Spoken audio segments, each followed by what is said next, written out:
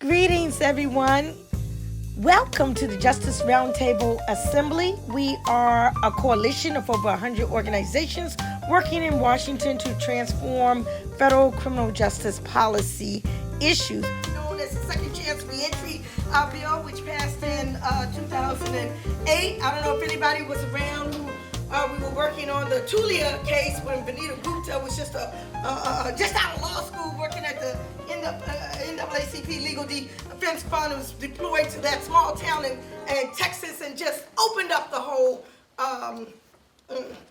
mess, shall we say, in terms of what was happening in Tulia and with law enforcement reform and accountability. Those who were around for the passage of the Fair Sentencing Act in 2010, our sentencing reform working group, really on the front lines in terms of trying to reduce that disparity between crack and powder cocaine. Wasn't perfect, we wanted one-to-one. Wasn't perfect, we wanted retroactivity, but it was a start to many things that we see happening today. So that was our reentry working group with the Second Chance Act, our law enforcement reform working group with the Tulia case, our sentencing reform working group with the Fair Sentencing Act. And just recently, it really was primarily because of the efforts of many people in this room that the First Step Act, which passed at the end of 2018, was made robust with some significant sentencing reforms in it, which might not have happened had not folk really kind of stood the line. So as a result, we did finally get retroactivity of the Fair Sentencing Act. And many of the people we see coming out of prison today are coming out of prison as a result of that provision becoming retroactive. So for those who don't know, my name is Nikichi Taifa Kabin of the Justice Roundtable, and founded it really along with my colleague Jean Guerrero, if I remember Jean from back in the day. And just a scant 6 months ago, we spun off the Justice Roundtable into an independent entity with our new home here at the a True Reformer building, which houses public welfare and other events. So I'm really thrilled that you all are here and that you've been part of this process. Hi, Mark Maurer. His book is over there, The Meaning of Life. Thank you for all that you've done. I'm not going to start pointing out people because that, gets kind of... We'll be here all night. Yeah. But what I do want to do right now is go around and find out who is out there in the audience, who is in the Zoom, and then we're going to introduce our feature presenter as well as our stalwarts up there on the hill who are really making things happen in both the Senate and the House, and they're going to share with you legislative updates. I just want to conclude before we go around and say that this is a public meeting. The lifeblood of the Justice Roundtable are our working groups, which are our more intimate, more private, I guess you could say, meetings where we really talk strategy and really get down in the trenches. But this is basically an information and education sharing setting. But even at that, we're not necessarily wanting you to go to the New York Times or the Washington Post or anything along those lines. But again, don't say anything that you would not want accidentally showing up, out there in the media. My mic is on mute according to Zoom. Okay, so according to me, my mic is on. So my techies, my mic is on mute. Hopefully there are folk who are out there in Zoom land who can beat lips. Ebony, can we check that? Okay, we will be checking that. And thank you so much. If there's anything else along those lines, how did you find that out? Okay. Okay, well. Okay, we're going to try to, fix that. So I guess we'll go around the table first, but just your name and who you're representing, because you'll be introduced as part of our presentations. But I just want to say, Jessalyn McCurdy, she's my right-hand person in crime, okay, in criminal justice reform and transformation. Jessalyn really just has been on the, on the front lines, just a stalwart expert in any and all things legislative. So just Jessalyn, say who you're with, and yeah. Jessalyn McCurdy, I'm with the American Civil Liberties Union, Washington Legislative Office. Hi everyone, I'm Lauren Moore and I'm with Senator Kamala Harris. Hello, I'm Patricia Richmond and I'm with Senator Durbin. Michael Collins, Drug Policy Alliance. Good morning, Nicole Porter with the Sentencing Project. Jose Walsh with the Friends Committee on National Legislation, the Quakers. Jenny Collier with Collier Collective, representing Safer Foundation and Innocence Project. Hi, Mel Wilson, National Association of Social Workers. Kara Gotch, the Sentencing Project. Good morning, Emily Mace from Representative Westerman's office. Hi, Rachel Rossi from the House Judiciary Crime Subcommittee. Good morning, my name's Tona Boyd and I'm with Senator Booker. I'm gonna save you for last. Okay, here we are. Pat Marks, putting mercy into criminal justice. Charlie Sullivan with CURE. Samuel Kaplan with CURE DC. Good morning, everybody. Malcolm Young, New Opportunities. Good morning, everyone. Anthony Thomas Davis, and I, for those who don't know, recently left the Brennan Center for Justice, and next steps to come. Thank you. Zakia Sankara Jabbar, Racial Justice Now, DMV chapter. Good morning, Angeline Fraser Giles with the National Network for Justice. Good morning, Christian Brooks, Presbyterian Church, USA. Sammy Goldsmith, Religious Action Center of Reform Judaism. Sam Kuhn from Senator Durbin's office. John Stannard with the Church of Scientology's National Affairs Office. Deandria Powell, Legislative Assistant from the NAACP Washington Bureau. Honor Reed, NAACP Washington Bureau. Rachel Marshall, Campaign for Youth Justice. Dave Meisnell, National Association of Criminal Defense Lawyers. Mark Malward, the Sentencing Project. Will Dobbs Alsop with the Brennan Center. Kirsten Dunham with the Brennan Center. Annalise Felicia with the National Juvenile Justice Network. Serene Singh, also with the National Juvenile Justice Network. Emma Harrison with the Campaign for Fair Sentencing of Youth. Ashley Carter, Advancement Project. Leola Abraham, Justice Programs Office at American University. Ashley De La Garza with the Public Defender Service, Community Defender Division. Hi, I'm Amanda Sanchez. I'm an intern at the Washington Office in Latin America. I'm Imani McGee. I'm an intern at Free Minds Prison Book Club. Megan Buchanan, Campaign for the Fair Sentencing of Youth. Eve Strickberger, intern at the Justice Policy Institute. Good morning, Grant Smith, Drug Policy Alliance. Annie Freitas, Operation Restoration. Stephanie Bazell, College and Community Fellowship. Kendall Johnson, I'm an intern at the Criminal Justice Policy Foundation. Linda Jackson Leslie, the Taifa Group. Hi, Suzanne Bergeron, National Urban League, Washington Bureau. Gabrielle Gray, Leadership Conference. Hi, I'm Wayne Burgess with the U.S. Sentencing Commission. Kyle O'Dowd, National Association of Criminal Defense Lawyers. Eric Shee, intern at the National Association of Criminal Defense Lawyers. And Nick Lozowski, a representative Westerman's office. Leah Sakala with the Urban Institute Justice Policy Center. Christopher McNeil, Mayor's Office on Returning Citizens Affairs. Talia Gilbert, Lawyers Committee for Civil Rights Under Law. Max Rose, Sheriffs for Trusting Communities. Daryl Thompson with the Center for Law and Social Policy. Asia Richardson with the Campaign for Fair Sentencing of Youth. Carmel Misso with the Campaign for the Fair Sentencing of Youth. Adam Kenworth, the Campaign for Fair Sentencing of Youth. Rashid Warner for the Campaign for the Fair Sentencing of Youth. David Jimenez, Prison Fellowship. Hey everybody, hey really. Marcy Mustart with the Campaign for Youth Justice and the Act for JJ Coalition, and I just wanted to add one other win that the Roundtable has been instrumental in, which is getting JJDPA reauthorized last December, which will get all kids out of adult jails so hopefully in the next 3 years. We need your help. Tyrone Hall, the National Reentry Network for Returning Citizens. Nail Ube, the American Friends Service Committee. Okay, Tori Bateman, American Friends Service Committee. Shanna O'Toole, Due Process Institute. Hannah Purcell, Students for Sensible Drug Policy. Caitlin Schnorr, Heartland Alliance, National Initiatives.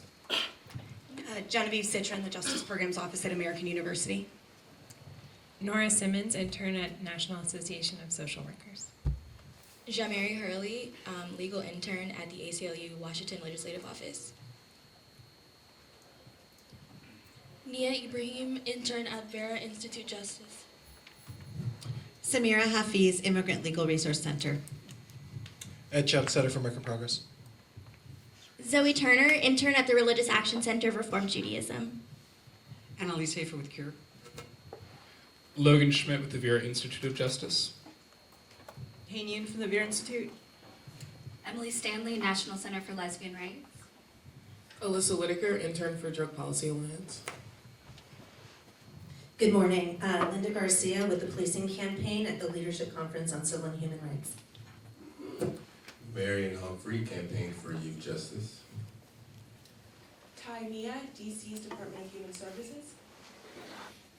Rashida Ogletree George, the Policing Reform Campaign at the NAACP Legal Defense Fund. James Dole, Human Rights for Kids. Queen Adafui, Drug Policy Alliance.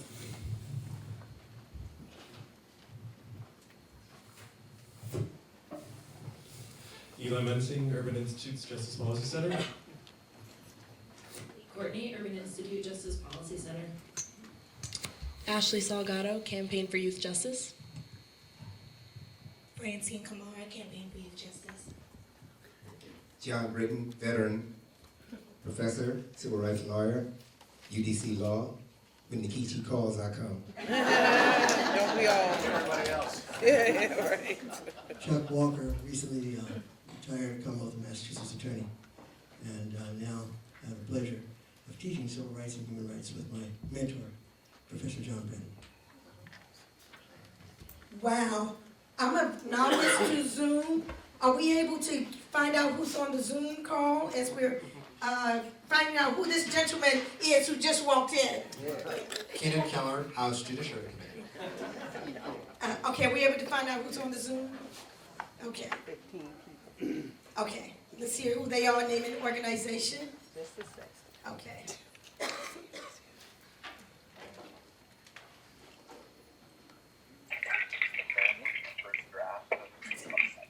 Are they speaking? That's how I write. I send the throw up on a page and then delete it all. Right?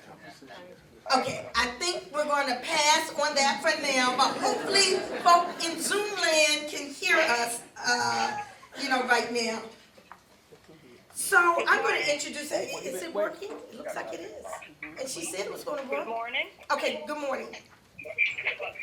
Good morning. Introduce yourself. Introduce yourself. Call out a name. Patricia Aller, Justice Strategy. Ken Goldsmith, American Bar Association. Good morning.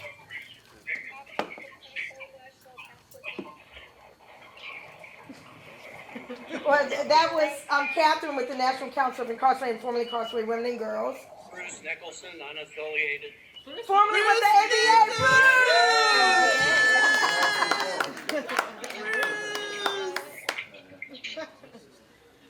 Next. Next. Drew Jacoby, Collier Collective, and Safer Foundation. Alexandria Wright, American Psychological Association.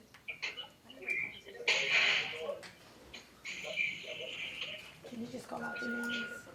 Just call out the names you see. Anthony Underwood.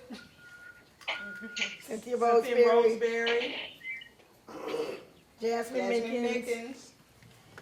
LaLauren Booth. I think everyone else named. Okay, great. Welcome, everyone. So, now. Okay, so I'm really pleased to bring on our feature presenter today, someone who's very near and dear to my heart, someone whose family I've become very, very close to over the past, I'm not quite sure how many years it is, now, but for quite a while. Her name is Ebony Underwood. We're talking about someone who is the child of an incarcerated parent, someone who in the beginning didn't know what her voice was, didn't know that there were other people in situations like her. She was an adolescent when her father was incarcerated. And we won't say how old she is now. She's just like still 16. Now, but she has been fighting. She and her siblings, her brothers and her sisters and her sister and her brothers have been fighting ardently for the release of their father. She's a very accomplished person. She is the founder and president of an organization called We Got Us Now, and she'll talk about that. She serves on the board of directors of the Sentencing Project, and her father was one of those featured in Mark Maurer and Ashley Nellis's new book, The Meaning of Life, which is over there. So I'm going to turn it over to her right now. We had a very, very short video we wanted to share. I'm not quite sure if we're going to share it or not, but I'm going to turn it over. Let's give it up for Ebony Underwood.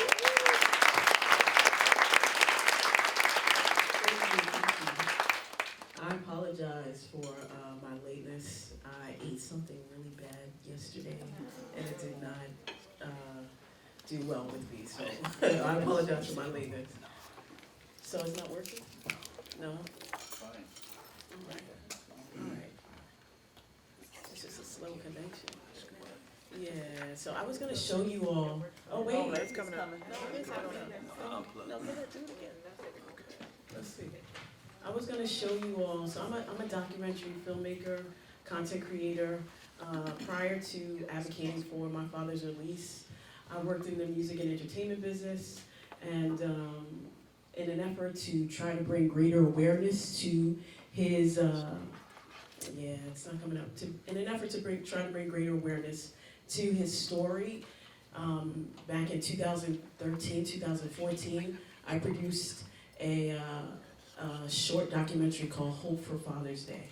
And I was hoping that we could see it, but I didn't get here early enough for you all to see it. But you can always go to inprison.net and watch it, or you can go to his change.org petition, Free Underwood, and watch his the Hope for Father's Day campaign. Maybe I'll show it. No, it's took the plug out. Other than that, Go ahead. Okay. Keep talking. Other than that, I'll just talk about like what propelled me to actually speak out. As a daughter of an incarcerated parent for, I guess I should say it. As a daughter of an incarcerated parent for a really long time, I never had the courage to share about this story. Number one reason being is because I never knew that anyone else was actually going through this. We are a historically invisible population. Most people that are affected by parental incarceration do not share. And so my father has never stopped being a dad since he's been incarcerated back in 1988. He has always written us letters back then. He emails today. He is consistently, every single year, birthdays, holidays, graduations, just a very consistent and present father. He has always been a very consistent and present father in our lives. And I say that's a testament to my mom, even though she remarried, being able to, understand the significance of us remaining connected to our incarcerated father. All that to say, I still didn't understand why he was incarcerated. I still didn't understand the particulars around it. So I personally, because I've had fear and I did not want anyone else to judge my dad, I personally decided not to speak about it. And so even though he was very consistent, when people would ask, oh, how's your father doing, or where's your father? Oh, he's in whatever state he actually lived in. So he's been in 9 different prisons. So when he was in Indiana, I said, oh, he lives in Indiana now. When he was in Georgia, oh, he's in Georgia now. When he was, he's always traveling, he's a busy guy. I just never shared because of the shame, because of the stigma, because of the lack of understanding.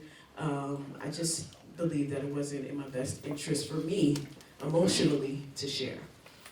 But 2013 came around.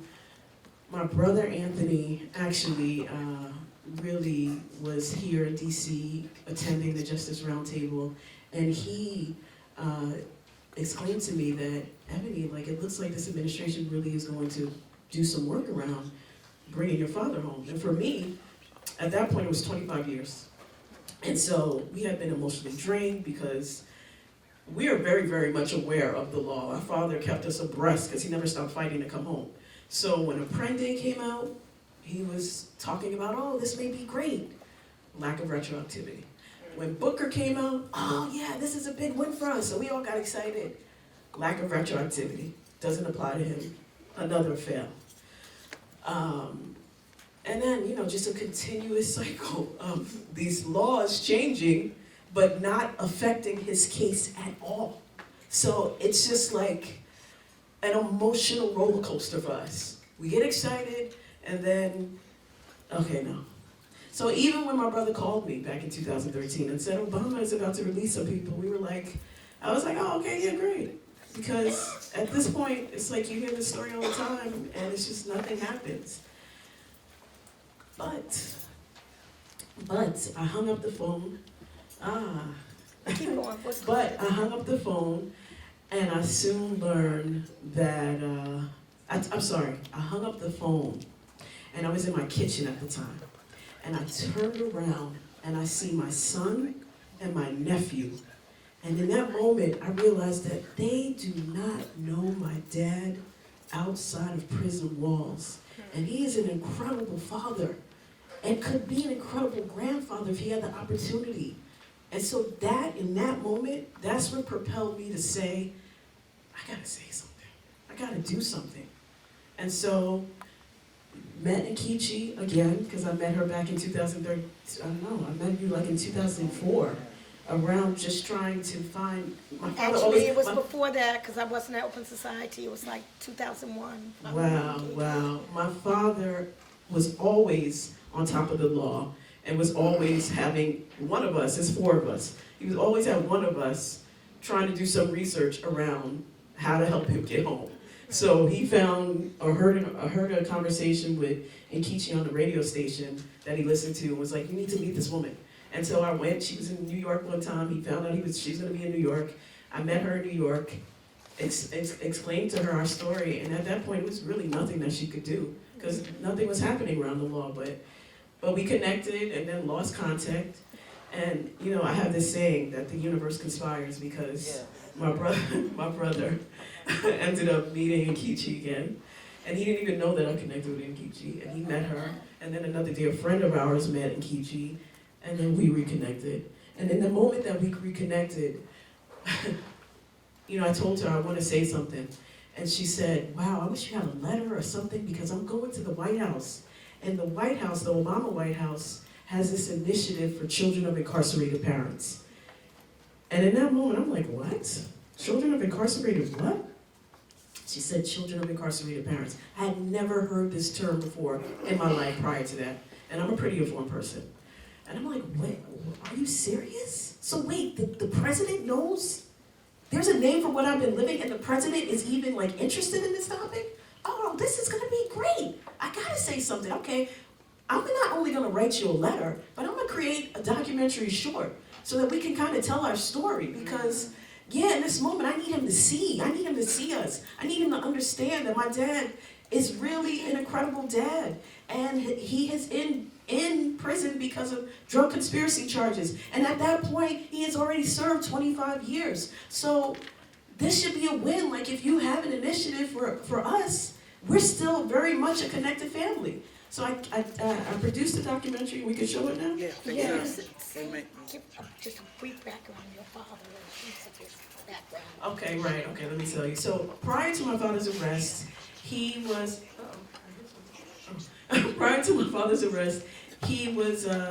in the music industry. He was a manager, a promoter, a publisher. He actually discovered DC's Johnny Gill and put Johnny Gill with New Edition. And wow, yeah, he managed and promoted so many different artists in the music and entertainment business. I'll tell you some of them, from anyone from Ray Charles to Michael Jackson, to Kenny Loggins, to Earth, Wind and Fire. Just everybody, just like everybody. Yeah, Guy, Slave. There's so many different artists that he's actually worked with. And he was really at the pinnacle of his career. And 2 years before his arrest, there was an FBI document. There was an FBI investigation done on him. And what was found was nothing. They actually wrote a document saying that there was no activity. And so they closed the case. They closed the case. And then 2 years later, in 1988, he was arrested under drug conspiracy charges, 4 counts, 3 of them 20 years that were concurrent, and non-violent life without parole sentence. What does drug conspiracy mean? We're going to hold that. We'll get to it though. Yeah. It's good, great question. That's what I used to say.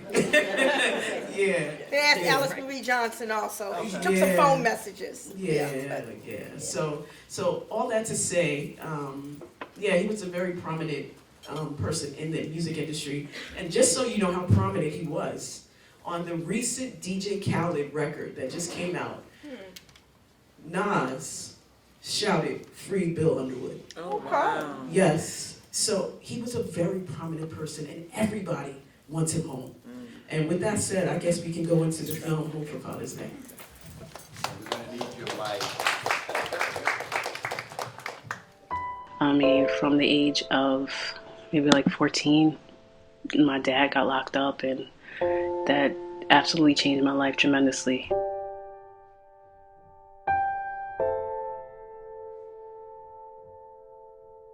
And he's been in for 25 years, and his sentencing was caused by mandatory minimums. Absolutely, he was in there because of these new sentencing guidelines and that new Sentencing Reform Act.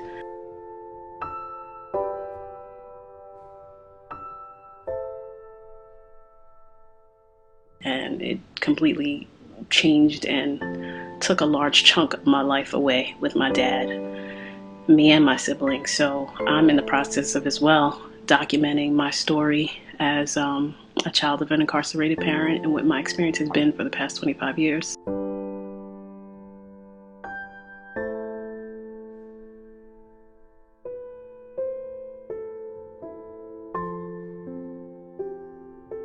Hi, my name is Anthony Underwood. I'm on my way to DC. I'm going to OSI, Open Society Institute, to attend a Justice Roundtable. I'm going along with my sister, my 2 nephews, my sister Ebony Underwood. And the reason for my trip today is because my father's currently serving a life with no parole sentence because of mandatory minimums. And even though there are 4 Supreme Court cases that say he should be home by now, they're not retroactive.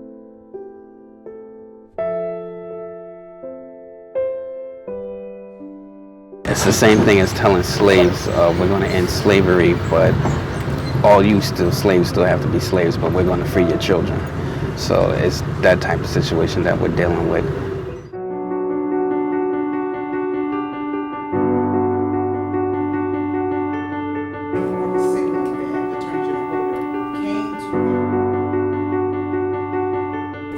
Mandatory minimum sentences is really a blot in our criminal justice system. There's thousands of people incarcerated under these laws.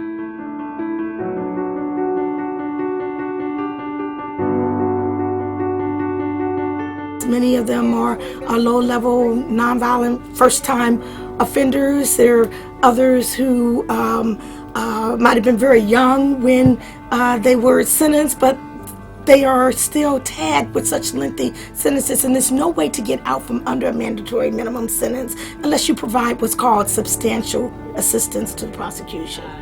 The president is interested in commuting sentences from people who've been serving under this harsh regime of mandatory minimum sentences. Bring us these cases. Let us look at them. It's time that we take a second look at these policies that are causing people to languish in prison. All of these issues are issues that have been litigated in cases, and these cases have been overturned, but they have not been applied to William Underwood, so thus he still languishes in prison, which again is one of the reasons why commutation is a very viable option for him at this time.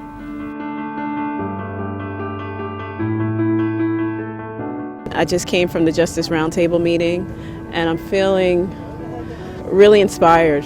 There were a lot of great organizations there that are in support of sentencing reform as it pertains to mandatory minimums. The big topic today was commutations and clemency, and the only person that can actually make that decision is the president.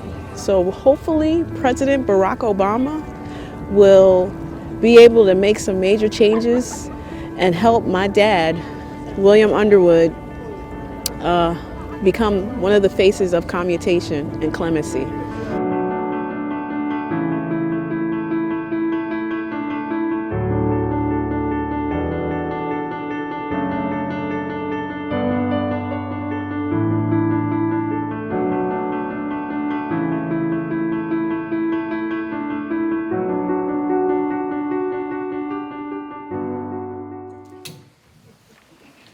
So that was the Hope for Father's Day, and unfortunately, that did not happen. That did not happen. So my father was arrested in December 6, 1988, and November 29th, Nkechi gives me a call of 2016 and says that your father was denied. And when I found that out, I just was absolutely devastated because it was like, there's no way that could have happened. Are you kidding me? We had worked so effortlessly and tirelessly trying to gain awareness and bring awareness to my father and his situation. With that said, in the next year, I decided that I actually found out that this story was not my own. In the years of my advocacy from 2014 into 2016, I had an opportunity to meet with some executives over at Google, and they saw this Hope for Father's Day and were really, really inspired and felt like, you know what, we want to support children of incarcerated parents all around the country. And so we have collectively partnered and spearheaded with them what is now called Google Love Letters. And we are actually working on the third iteration, which will come out next week, of Google Love Letters for Father's Day. Last year we had Taylor Schilling from Orange is the New Black introduced a video, and the year before we had John Legend introduce a video, and this year we'll have a surprise guest introduce a video. All that to say, I realize that this story is greater than my own, and in an effort to support all children who have been impacted by parental incarceration, not just children under the age of 18, because many state organizations support children under the age of 18. But like myself, as an adult, there are many adult children who have been impacted and are suffering silently and are not doomed for incarceration. And because we want to lift up the entire population of children of incarcerated parents, We Got Us Now is an organization that I founded in an effort to raise our voices to ensure that we are in support of one another, in addition to ensuring that our voices are heard through digital narratives, through safe and inclusive spaces, and through advocacy-led campaigns like the Google Love Letters.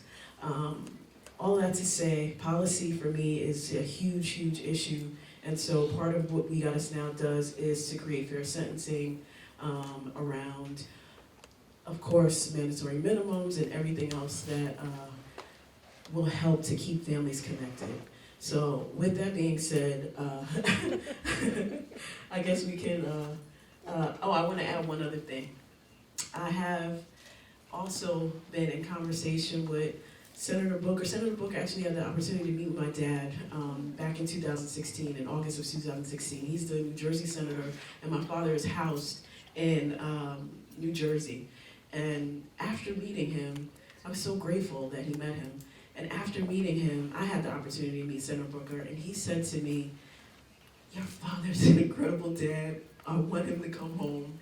I can't wait to have a vegan dinner with him."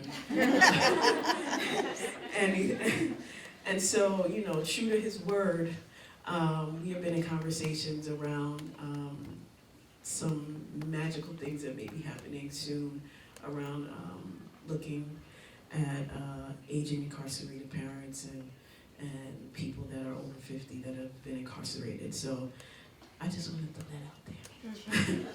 Thank you. Let's give it up for Ebony Underwood. Thank you so much, Ebony. Ebony talks about children of incarcerated parents and that she is now an adult, but she was a child at one time. And this is just what the nature of these unconscionably lengthy sentences are. They're no longer children.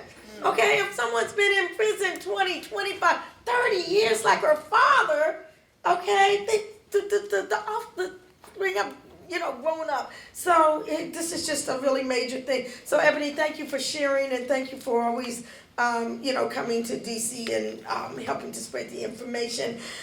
So now I am just very thrilled that we have a row full of phenomenal folks, staffers from the Hill, who are going to just share just a little bit of a tidbit in terms of what's going on either in their offices or in their committees or anything that they want to share publicly with respect to what's happening in the Senate and in the House. And we'll just follow along from the agenda that you all have. I'll introduce them first and then I'll just call on each of them pursuant to this. But we have Tona Boyd, who is Chief Counsel with the Office of Senator Cory Booker. We're so glad that you could join us, Tona.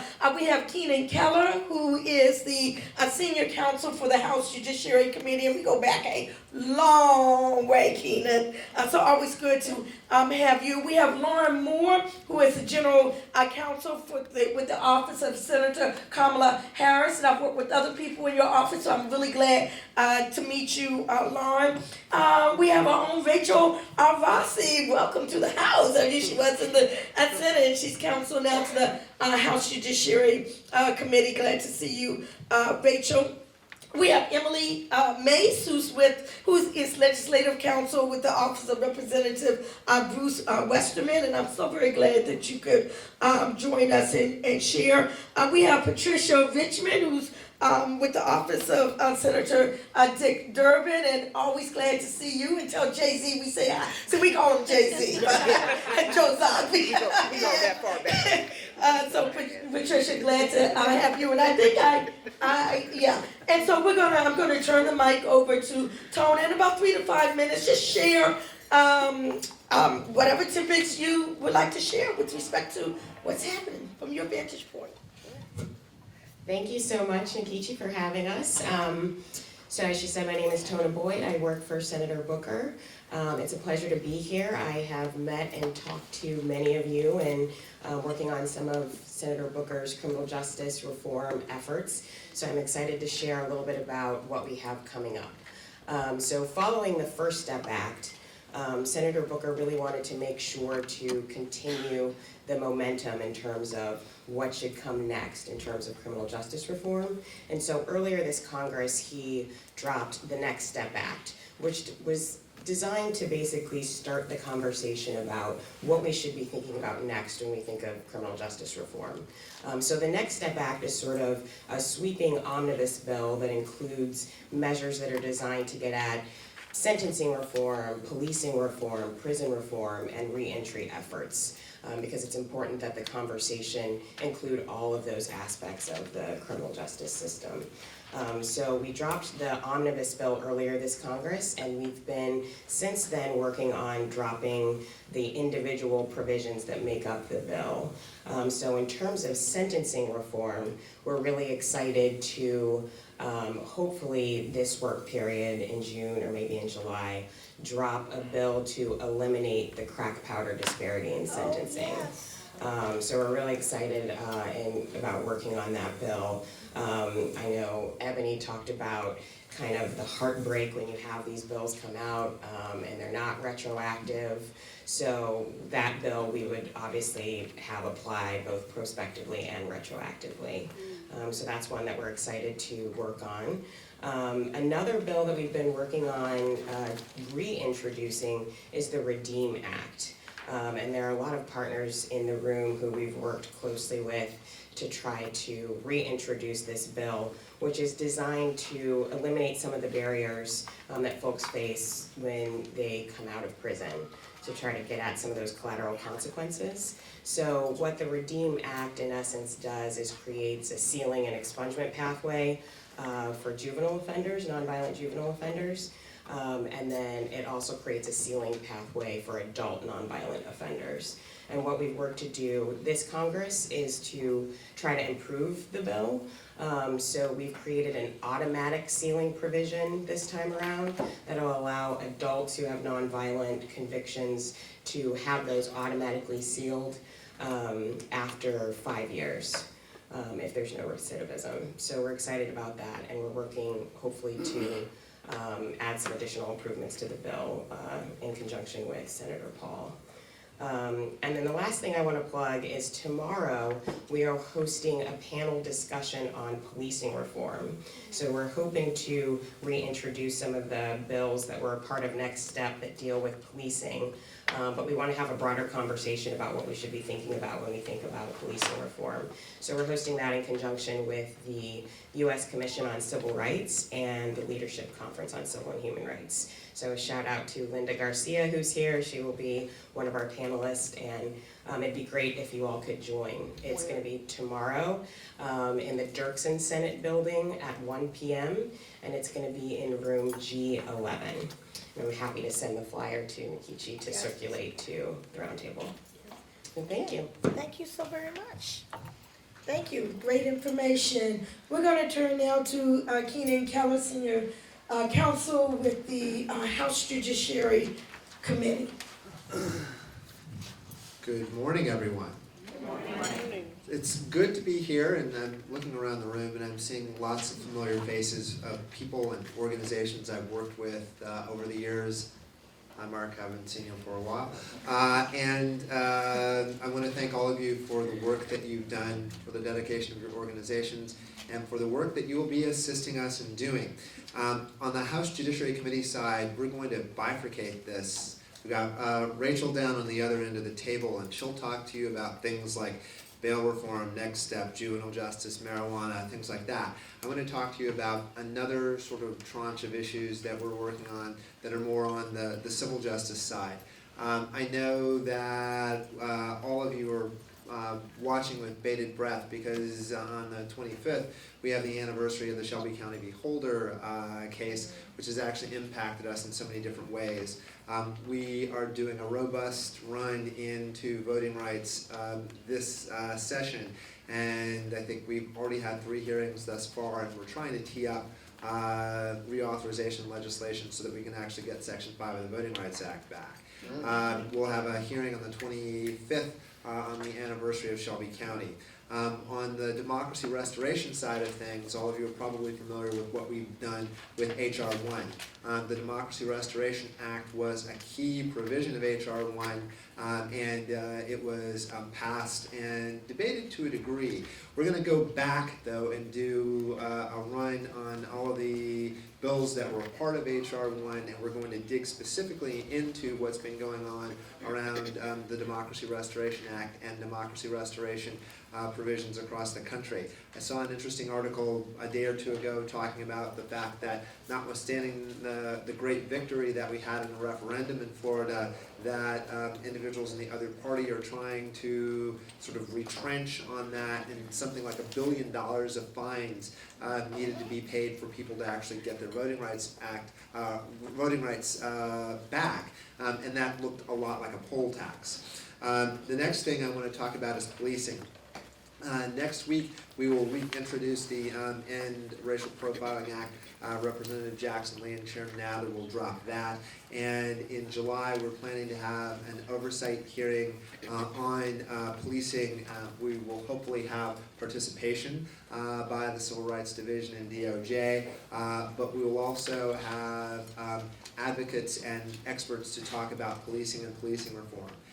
After the End Racial Profiling Act, we are going to look at the long list of bills that have been introduced and referred to the committee, and we're going to try to move back towards substantive legislation beyond the End Racial Profiling Act, which those of you who have been around for a while know was negotiated with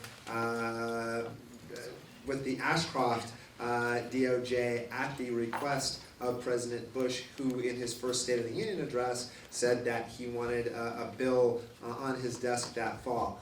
9/11 intervened, and so we've never actually had that legislation passed and made into law, and we've actually even suffered through racial profiling guidances that have been highly problematical. On the second chance side of things, we want to go back and again have more substantive reauthorization hearings to actually dig into programs so that we can continue to support reentry in that aspect of criminal justice reform. And finally, on the issue of restorative justice.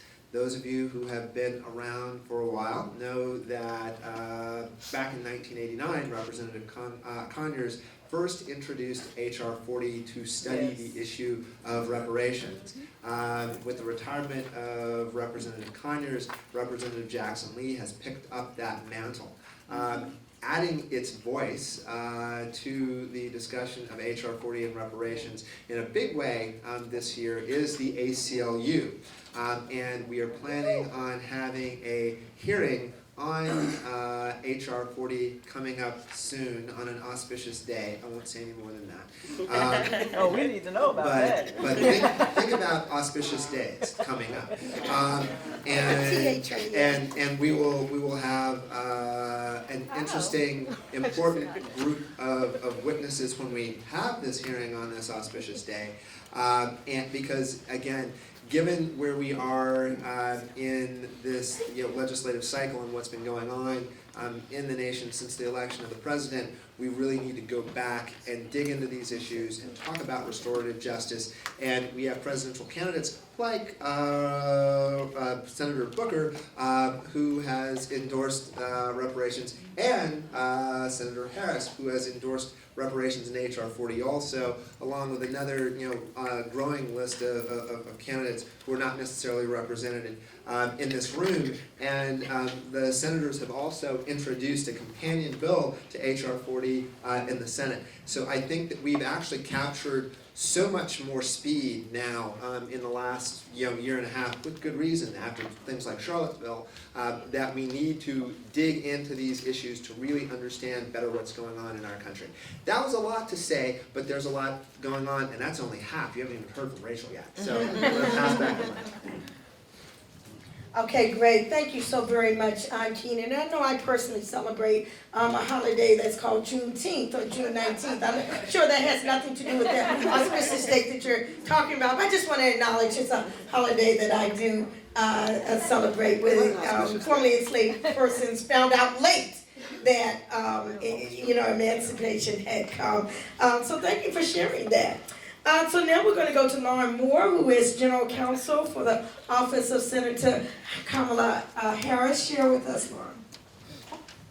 Thank you, Nkechi, for having me today. And hi, everyone. So one of the big legislative proposals that Senator Harris has put forward recently in May was relating to public defense reform.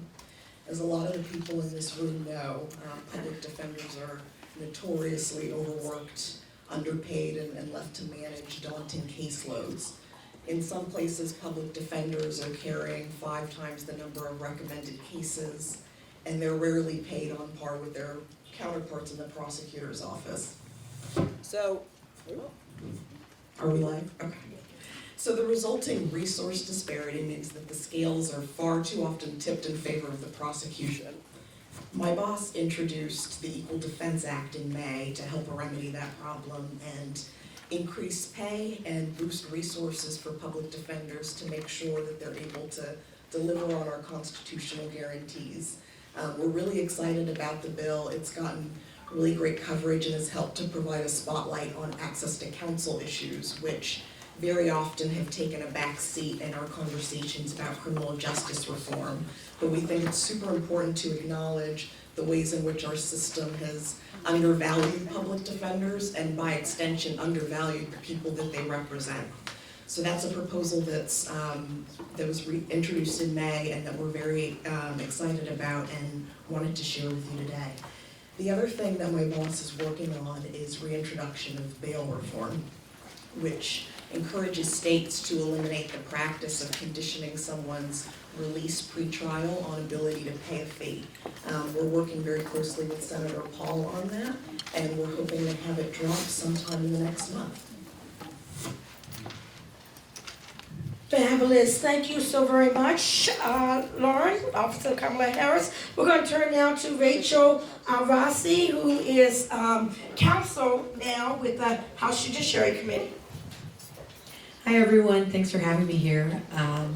So I work on the crime subcommittee for the House Judiciary Committee. And there are a number of legislative priorities that the subcommittee is looking at right now, as Keenan mentioned, including bail, conspiracy reform, marijuana, hate crimes, women in the criminal justice system, and learning from the state's reforms across the country in informing further reforms at the federal level.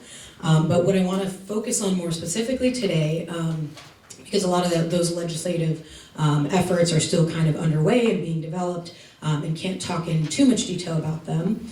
I want to talk about our efforts to kind of oversee implementation of the First Step Act, which passed last year. So some of you know the First Step Act passed in December of last year, and it was definitely just a first step. It was modest reforms to both sentencing and prison sides of the criminal justice system. And you know, in our view, if this reform isn't successful, there won't be appetite for more reform. And so we want to ensure that we are closely watching the Department of Justice as they are implementing these reforms and ensure that there are no efforts to scale back or to minimize in the areas where the bill left a lot of discretion. So specifically, there was one provision in the First Step Act that required an independent review committee to kind of oversee what was going on. And by its nature, that independent review committee was supposed to be independent and an expert in criminal justice reform and in risk assessments and in essentially ensuring there are no racial disparities. We were concerned to see that the Department of Justice announced the selection of the Hudson Institute in April of this year to house the independent review committee. And our concerns are, at a basic level, it appears that the Hudson Institute has very little experience in this area, if any experience at all. And on top of that, we've seen that the Hudson Institute has actively opposed criminal justice reform in the past. So Chairman Nadler and Chair of the Crime Subcommittee, Ms. Bass, sent a press release asking the Department of Justice to immediately rescind this selection. We've asked for numerous briefings from the Department of Justice to ask further detailed questions about why and how this institute was selected. We think that although these issues are not as sexy, I guess, as, you know, large-scale criminal justice reform, it's very important that we get this right. It's very important that the independent body that is overseeing these reforms is actually independent and is doing it correctly. So we're very, very focused on that. Also, there was a provision in the First Step Act for good time conduct that would essentially, if you're not familiar with the issue, the law says that for every year of time that you spend in prison, you get 54 days off. The Bureau of Prisons has, for years, since the 80s, has viewed that as, through their own calculation, as 47 days. One of the provisions in the First Step Act made that change so that it is now clear in the law that it has to be 54 days. This change, it sounds small, but it would affect everyone, almost everyone in prison. It would be a large-scale effect on a lot of people. It's something that advocates in this room have been fighting for decades. And we've been pushing BOP to implement it immediately. We've been told that BOP is going to start recalculating in July of this year. And so we are hopeful to see that that happens. We're also told that this may result in the release of 2,000 to 3,000 people in July of this year. And so we are hopeful and we are staying vigilant on that. And if it doesn't happen in July, we may have to take further action. And then the final thing is the budget, which is more the Appropriations Committee task, but we are working with the Appropriations Committee and the report for the bill for the appropriations bill that specifically deals with the Bureau of Prisons came out this week, and despite the president's budget request that actually requested a cut in funding to the Bureau of Prisons and did not request sufficient funding for the First Step Act, our Appropriations Committee has requested far above the requested amount by the president's budget. So these are some of the small things that we are focused on in oversight, because these small things will matter if it sabotages the results of this legislation and makes people who are opposed to criminal justice reform, gives them an argument that it doesn't work. And so that's kind of one of our main focuses. But stay tuned for all the legislative efforts that will be coming soon. Thank you. Thank you so very much, Rachel. We have a lot to look forward to. I would like to give the mic now to Emily Mace, who's with the Office of Representative Bruce Westerman. And go ahead, share. Yeah, so our office is relatively new to this space. In 2017, I'll just share briefly the background of how we got involved. In 2017, the state of Arkansas passed a law, Act 539, that said juvenile offenders who have been sentenced to life without parole cannot go more than a certain number of years without having a parole hearing. So it essentially eliminated that sentence. And when we learned about this, my boss said, is that something that's at the federal level as well? And we were shocked to learn that despite Supreme Court dicta that said juveniles should be treated differently and should not have life without parole sentences, that was still a part of federal law. So we introduced HR 6011 in last Congress, and that bill attempted to eliminate the sentence of juvenile life without parole in the federal system. Unfortunately, it did not pass, and so this past January, we were looking at reintroducing and getting that effort off the ground. Around the same time, the governor of Tennessee commuted Centoya Brown's sentence, and my boss said, what else can we do? He continued to be surprised by some of the stories that we were hearing coming out of the justice system. And so we got in touch with some of our colleagues and ended up introducing a package of 3 bills in March. One with the language from our juvenile life without parole bill from last Congress, and that is now HR 1951. And then we introduced 2 others, one that allows judges in the federal system to depart from mandatory minimums when they are sentencing juveniles in the justice system. And then another one, which is called Sarah's Law, which allows judges to completely depart from sentencing individuals who are found to have committed a crime against a sexual abuser if they are a juvenile and it's determined that the individual who was the victim of a crime had been sexually trafficking, raping, abusing this child. And that is named after an individual named Sarah Curzan. Maybe you guys have heard her story. She is from California. She had been trafficked for 6 years, eventually was able to get out of that situation only by killing her abuser, her pimp, and then she went to prison. The judge was not allowed to consider her story when he was sentencing her. He was only allowed to consider the fact that she had killed an individual, and so she got a life sentence, and it's just unbelievable. Eventually, she was fortunately commuted, her sentence was commuted by the governor of California. And so she now is an advocate for passing laws similar to our Sarah's Law all across the country. There are several states that have introduced similar laws, and we're really excited to be a part of that effort. I'll just mention briefly, we are seeking co-sponsors. We're open to Senate partners, and if there are organizations that wish to voice their support for 1 or 2 or 3 of these bills, James Dold, he's here with the Human Rights for Kids organization, And also Rachel is here with Campaign for Youth Justice. Both of their organizations are leading letters that several dozen organizations now have committed to signing, and we're just trying to get the public more aware of these bills and those on the Judiciary Committee who have the ability to move them forward. So, thanks.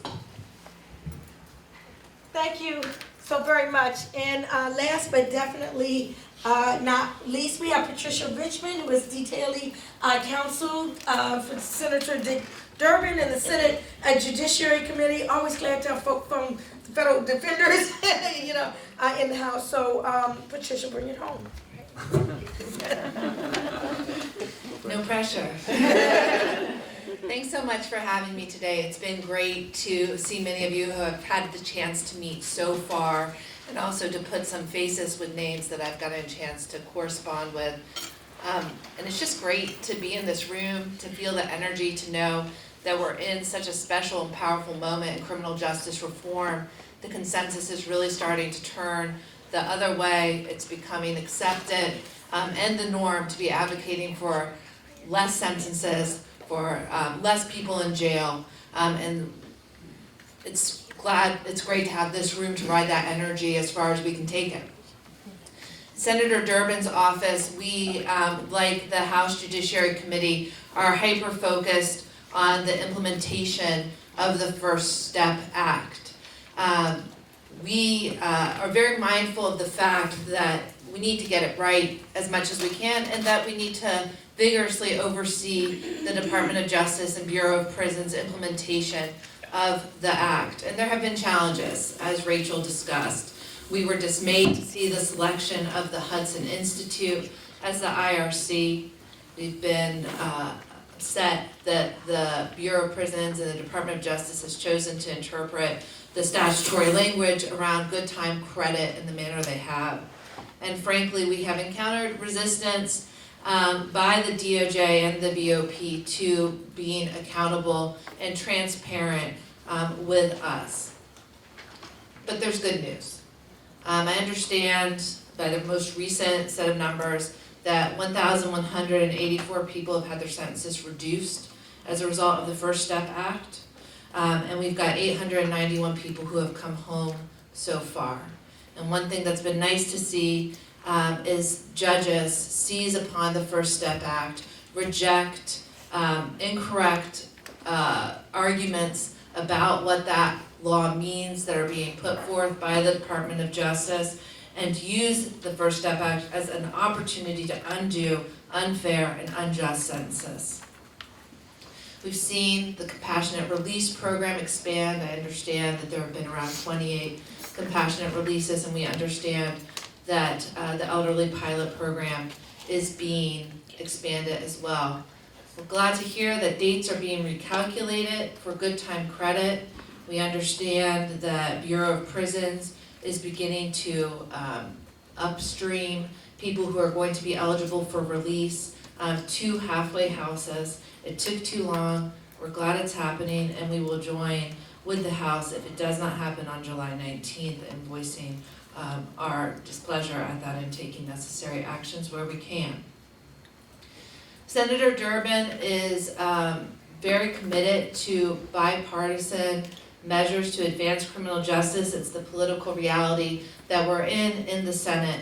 And we think that there are wonderful opportunities to reach out to our colleagues across the aisle and build bipartisan coalitions where we can, with an eye towards expanding those later.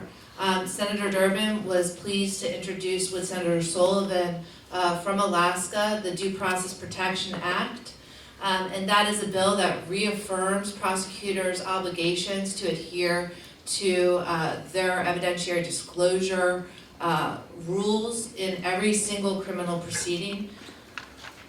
We also, with our colleague Senators Booker, Senator Grassley, Senator Whitehouse, and Senator Lee, led a letter after hearing that the OPM was going to start having federal contractors and potential federal contractor employees and potential employees report participation in diversion programs as part of the employment screening process.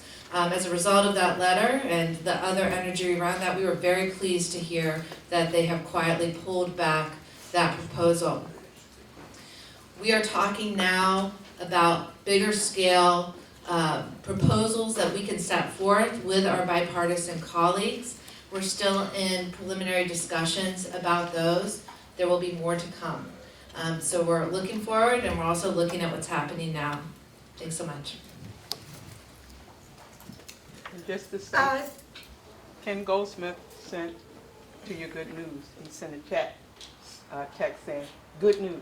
We are going to open up for Q&A in just a second. We have a few minutes for that. I just want to say I'm just very inspired by everything I hear. I mean, I'm telling you, there was a time, okay, I know exactly when it was, because I was pregnant with my daughter at the time, 25 years ago, okay, where we were fighting against measures, fighting against omnibus crime bills, crime bill after crime bill, which culminated in what I call the granddaddy of all the crime bills, the crime bill of 1994.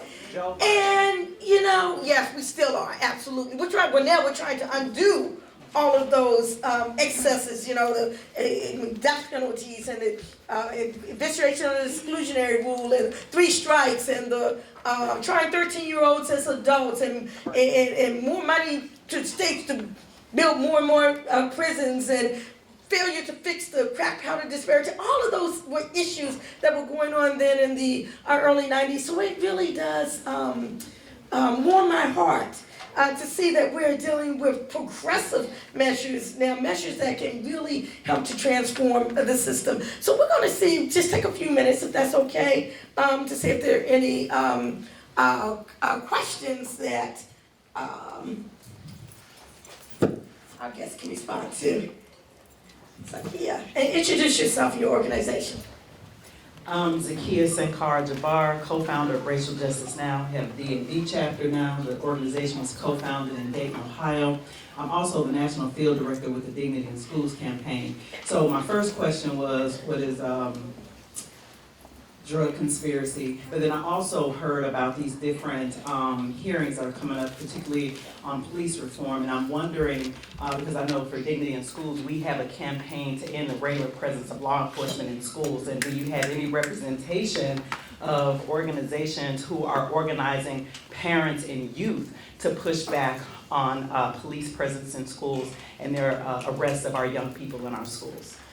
So let me just say, we're going to have our working group reports after that, and one of our working groups is drug policy working group. So can I save the drug conspiracy question there? Is that okay, Michael and company? And let's go to the other question right now.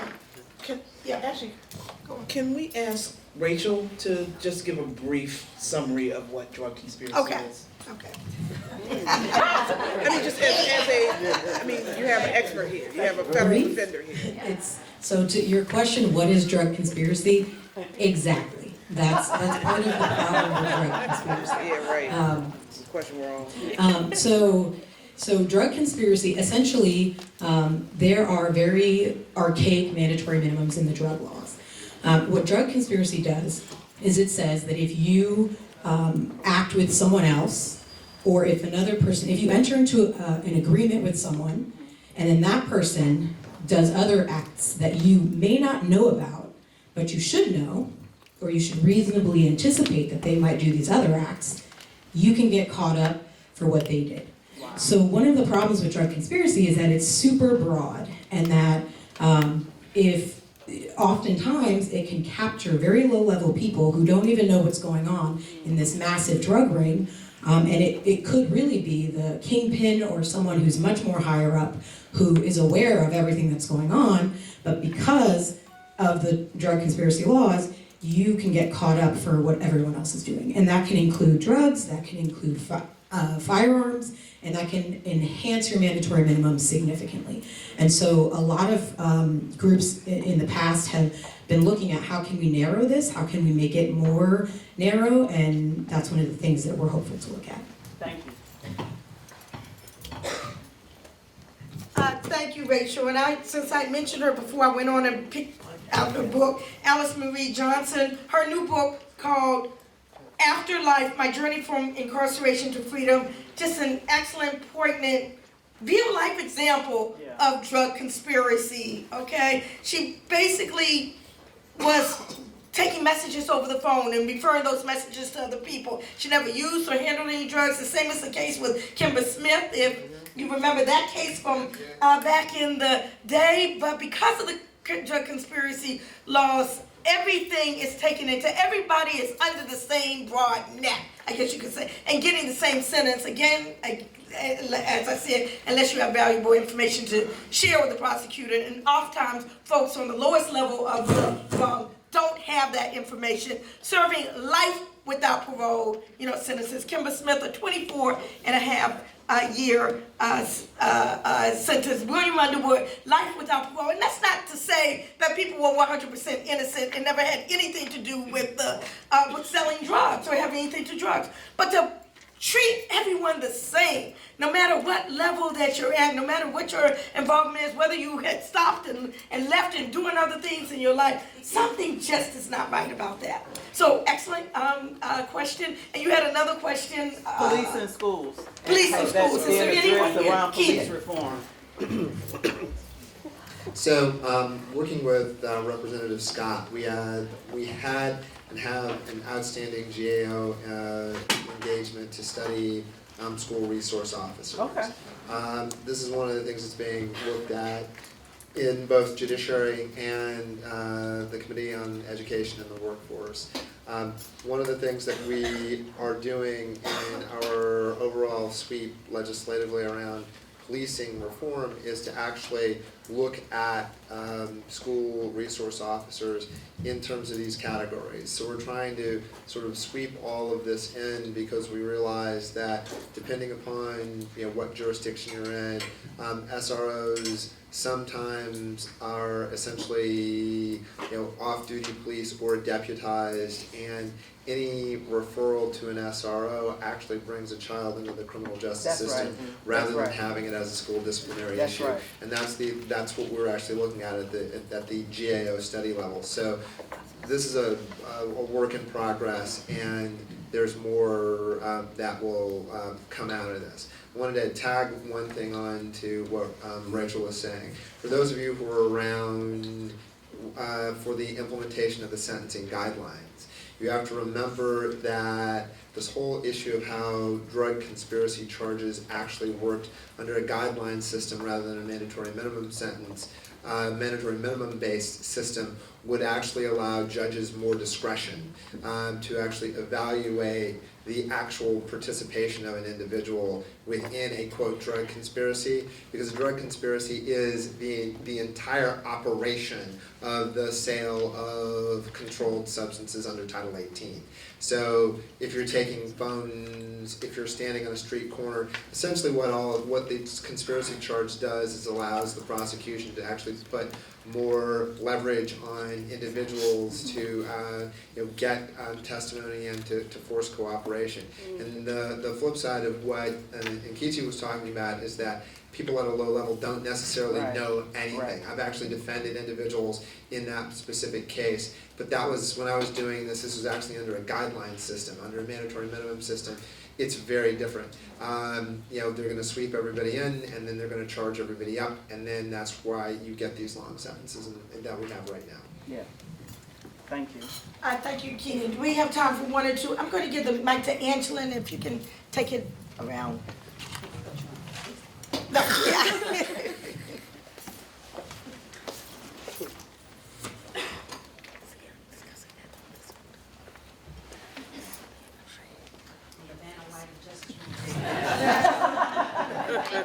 Very good.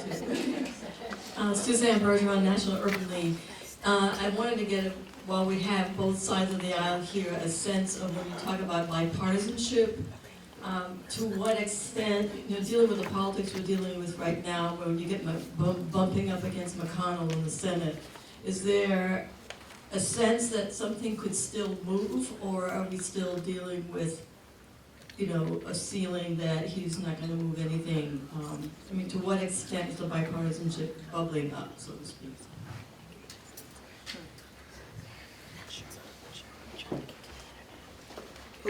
Who's answering?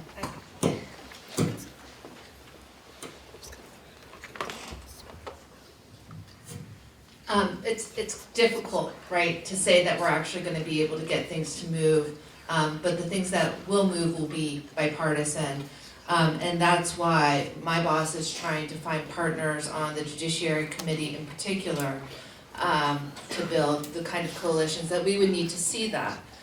This is the same Congress that passed the First Step Act, so it's not impossible, but it is a challenge, and we're approaching it in both big ways and small ways. I don't know if you have further comment. No, I think that's absolutely right. I think, looking more granular at committee activity, that's another area where there are good prospects for bipartisanship depending on the issue.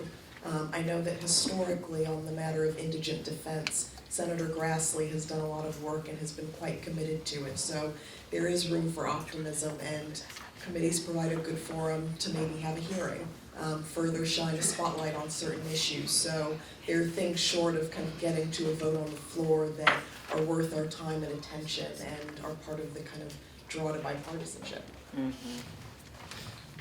That being said, we're in rough water at this point. In terms of bipartisanship, this is the most difficult Congress I've ever seen in my career on the Hill, period. Wow. And how long have you been on the Hill? And I've been on the Hill for 18 years. Oh, okay, God. so this is actually a very, very difficult period. The Senate, the Democrats are in the minority, and the Senate has a different set of rules for operation than the House. In the House, I think the issue for us is making sure that there are some other issues that are occupying the time of the Judiciary Committee. I don't know if you're familiar with them at all. But for us, it's making sure that we are elevating issues outside the investigation of the president, and making sure that we're actually organizing within our majority in our chamber. And so that's one of the reasons why you want to keep interfacing with our staff to make sure that your priorities are known and understood. I mean, call us up, send us emails. We're very accessible, as all of you know. But it's the issue of actually focusing that effort and then finding opportunities for bipartisanship to actually get above the noise level that we're actually coping with through the news cycles, and then working with our colleagues over in the Senate to actually find out, if we then are able to develop the appropriate mix. I think if anything is going to happen, you will know, if anything significant is going to happen, you will know past the first of the year. I think it's going to be, really rough water, for the rest of this, calendar year. So I think that's it for the questions. Okay, Carol, you're gonna be the last. I just had a really quick question. Okay. Which was, you want me to switch from somewhere? So the Justice Roundtable has a long history on crack disparity and elimination. I'm just curious, I think in the past Senator Rand Paul supported the ending the crack disparity. Is he gonna support it again in this Congress, the bill that you all are thinking of dropping? Unclear. I'm just because there's been a lot of, I've been in a lot of conversations in recent years, even with Republican offices who expressed interest in that issue. So it seems that's an opportunity for bipartisanship. We hope so. Oh, I'm giving it to Karen. Are you doing it? Oh, almost.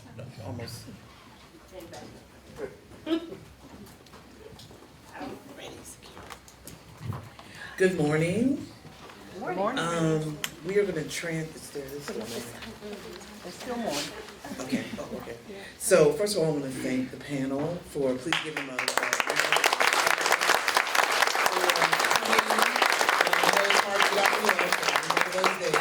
hard to get off the hill, and especially in the morning. So we really, really appreciate so many of you showing up, and your updates were very helpful. Actually, we'll probably fly through our own updates because a lot of our updates were part of what you conveyed to us this morning. So thank you very much. And please always think of the Justice Roundtable as a resource for any of your work that you're doing on the Hill, particularly related to criminal justice reform. Let's just pause for a moment in case they want to leave. They can Okay. stay here. All right, so we're just gonna pause for a moment because Nikichi is going to, and this is always dangerous, Nikichi is gonna try to pull up a video. It's only a couple of minutes. Oh, this is that you all are transitioning. And we're gonna see And if how anybody that wants to works. come up to the table, please do. So I'm gonna see if this video was done by my former intern Eve. Raise your hand. This was last year, I think it was, right? So let's just see if it works. How do you make it big? How you do it?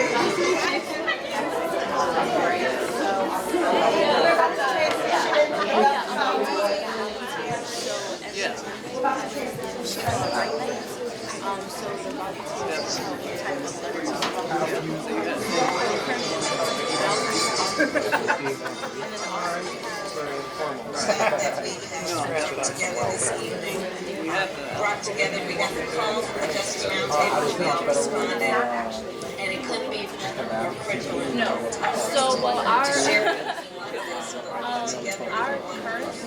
reminded that we are all in the same.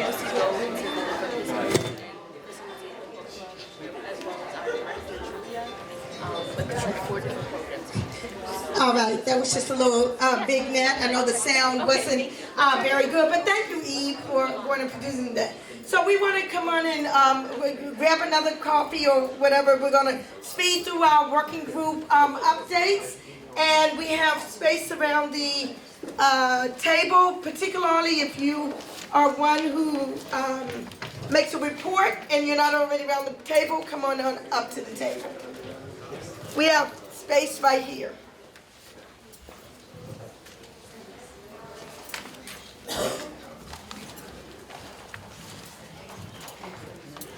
Okay, Jesslyn, okay, everyone's getting there.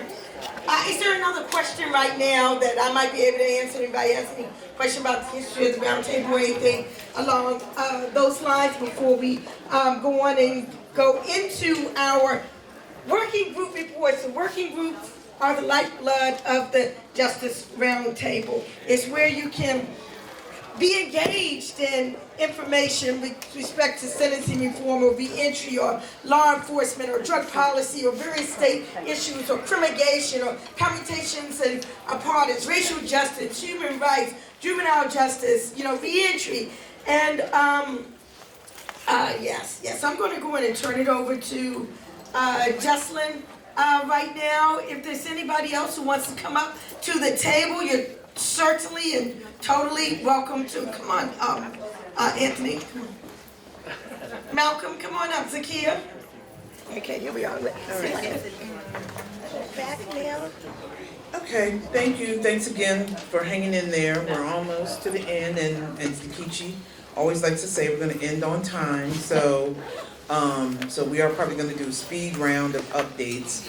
I don't have much to say for the sentencing reform, except I do want to mention that some of us may have gotten an email from the Hudson Institute yesterday, probably based on those who went to the listening session.